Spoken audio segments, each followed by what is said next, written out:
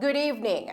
Coming up in Mello TV Evening News, St. Catherine residents advised to store water ahead of plant maintenance. Foreign Affairs Minister Kamina Johnson-Smith denies Commonwealth Secretary General campaign allegations, and People's National Party implements a new candidate selection process. And now the news in detail. The Montego Bay Comprehensive Type 5 Health Center has been adopted under the Ministry of Health and Wellness's Adopt a Clinic program with Petrojam as a partner. Speaking at a ceremony last Friday, Minister of Health and Wellness, Dr. Christopher Tufton, shared the nature of the program. 42nd adoption in the Adopt a Clinic program, under the Adopt a Clinic program. So 41 other health centers across Jamaica has been adopted by a corporate citizen, an individual, a family, members of the diaspora, very important, they are a big part of this. And we have had commitments to the tune of some 200 million Jamaican dollars approximately. And we have several more lined up, meaning adoptions to come in the future. It is positive from a number of respects. First of all, obviously we appreciate the resources, and it's intended to be spent on the facility to enhance the delivery of health services in ways that may appear small but have big impact. Waiting area, a refrigerator, an autoclave, a blood pressure machine, all the things that together allows us to provide a service in one of the most important areas of public health, which is primary health care or community health care. Dr. Tufton said that with stakeholder engagements from various facets of society, the public has a better understanding and appreciation of the importance of community health. And that's what Petrojam is doing. You are saying, listen, our role is to deal with oil and gas and all of the energy-related things that are necessary for the society to function. But guess what? If my employees don't have a health center to go when them have hypertension or them foot hurting them, then my work is that much more difficult.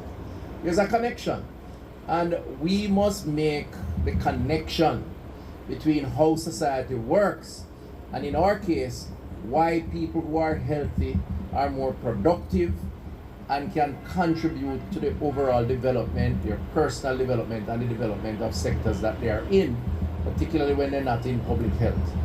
While stating how the public health centers contribute to sustainability of public health and resources, Minister Tufton shared other health projects taken on by the government for the parish of St. James. The truth is, our health centers have been doing better over time. This is not a political environment, but I am a politician. And I'm proud to say that under this administration, we have seen significant improvements in our health centers here in the parish of St. James and Montego Bay in particular. I'll list a couple of them. 2019 Adelphi Health Center, construction of that facility, we're supposed to go up there and open it soon, $51 million. Catherine Hall Health Center 2020, $56 million. Barnet Town Health Center, $47 million. Flankers Health Center, $47 million. And Granville Health Center, $47 million, just to name a few. So over the last couple of years, we have been building some health centers, right, Mr. Wallace? The parish health man here who runs this place, and we have more to do. Dr. Tufton also shared further plans for the Montego Bay Type 5 clinic. Wait in spaces like these is really not what you want as ideal, and we must accept and recognize that. So we're moving ahead with some plans. I'm not going to give you details of the plans, but it involves a design concept. It involves more space. It involves more space for the services, perhaps some additional services, as well as perhaps hopefully, not hopefully, but working on it, space for things like parking and so on.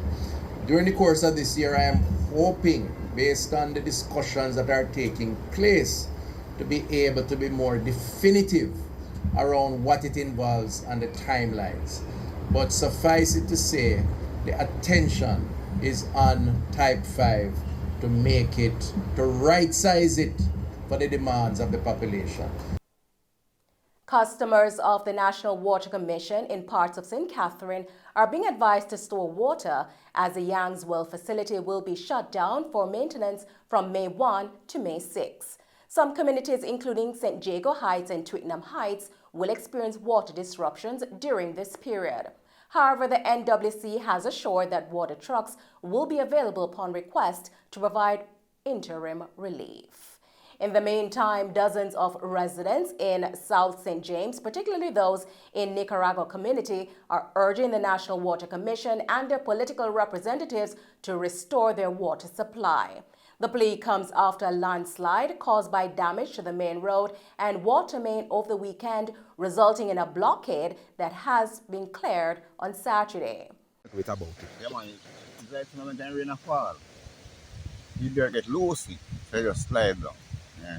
But and all the while 3 years. But the one what I second this one is come down. One is come down on Friday. Yeah, and this the one, you know. But if there is not treat area in a fall, and the dirt get soft, so just come down. Yeah, man. So you don't know what I'm gonna do. Yeah, man. I'm moving right to fall, I look for come down to me. But I just watch you have to watch. Because I just pray, you know, to go in the fall. You know, it's dangerous, man. Dangerous, bad. I can drive at night, I walk at night. Dangerous. You know. But that's how it goes. I yesterday check the move out and it happened. You see what, Saturday, Friday, yeah, man, Friday evening, about night 2:30, shake like that. Yeah, so I yesterday check the move. And up to the past Friday night, till yesterday morning. When I check come yesterday morning, clear. I was thinking one part yesterday, and then we have move around. Till him both with the stone and mix. Yeah. However, several areas are still without water, causing significant difficulties for farmers who rely on it for crop irrigation. The residents are appealing for urgent action from the relevant authorities to address this pressing issue. Over 1,200 residents of Maroon Town and Mount Prairie in St. James now have free access to Wi-Fi service thanks to the Community Wi-Fi program by the Universal Service Fund. The initiative aims to increase internet access and promote digital inclusion across Jamaica's 63 constituencies. This brings the number of communities with free Wi-Fi service in South St. James to 3. Member of Parliament for the constituency, Homer Davis, noted that the Wi-Fi installation will benefit citizens, especially students, and enhance community infrastructure.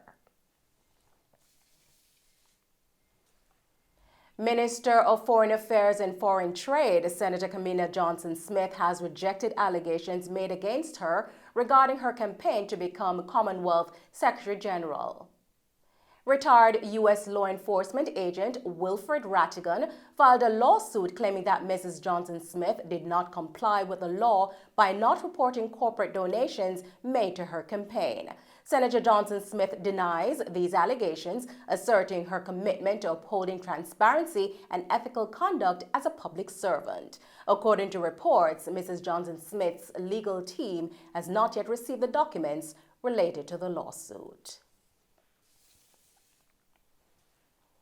A 64-year-old jerk chicken vendor, David Gordon, was shot and killed while returning from an entertainment event in Montego Bay. The incident occurred early morning when Gordon was shot multiple times by men on a motorcycle near the Old Dragon Gym along Howard Cook Boulevard. The police are investigating and Gordon's body has been taken to the morgue. This marks the 15th murder in the Barnett Street policing area of Montego Bay since the beginning of the year. The Ferncourt High School recently celebrated its 85th Open Day anniversary with Minister of Education Fable Williams serving as a keynote speaker. The anniversary celebrations included a church service and the refurbishing of the computer labs. Your lab, your computer lab has been outfitted. I understand you have 2 labs, right, Principal? They have been outfitted with brand new laptops, 49 new laptops available for you, for your classes.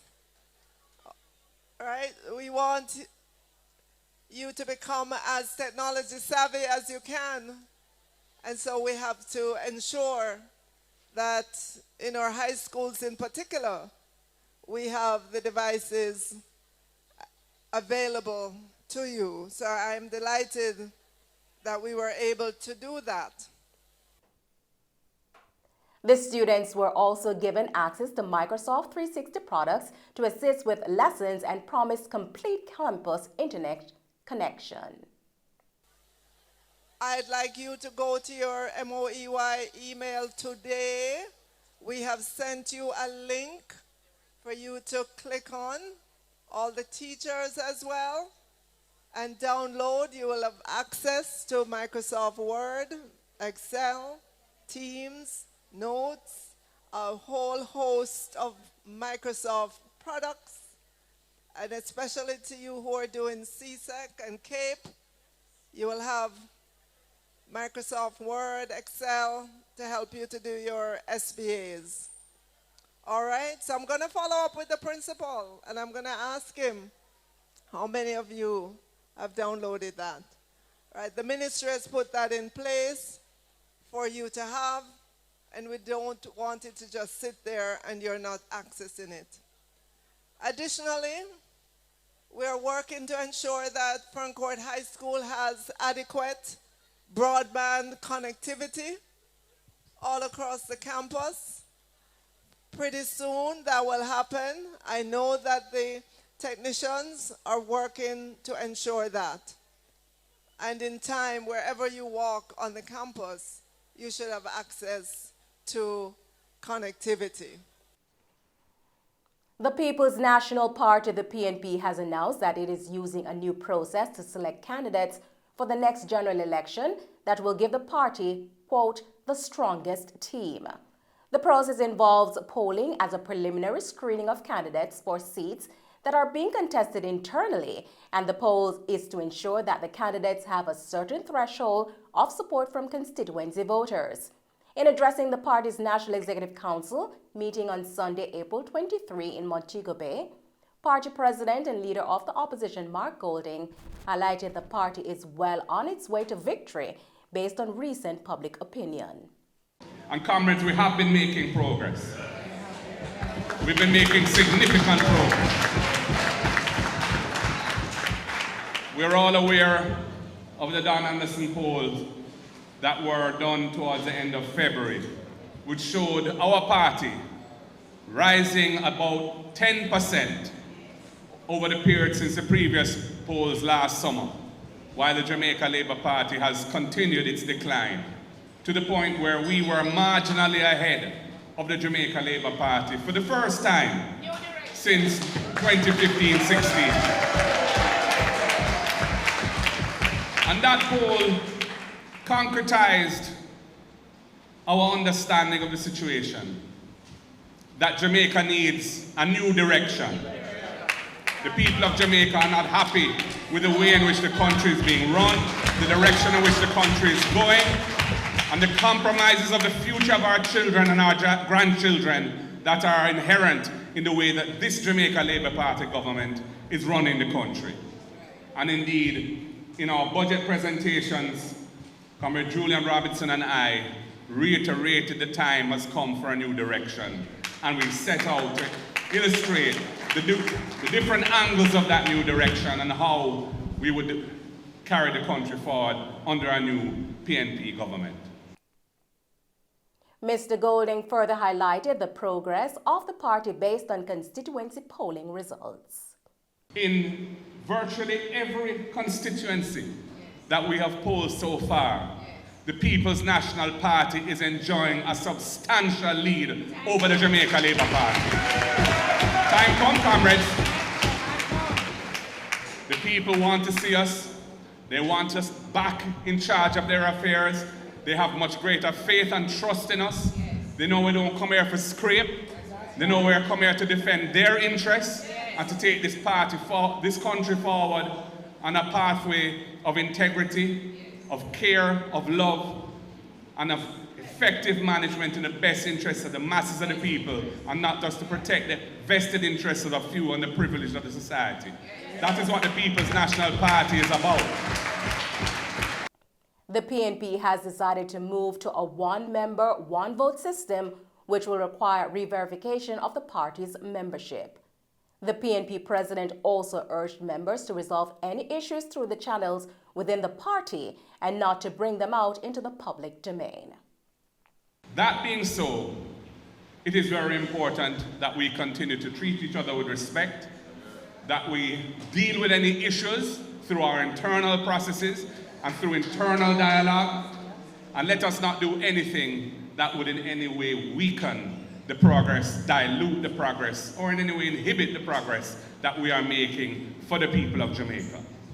And I say to the NEC, we're all adults here, please let us continue to put our party first and our personal ambitions subordinate to that.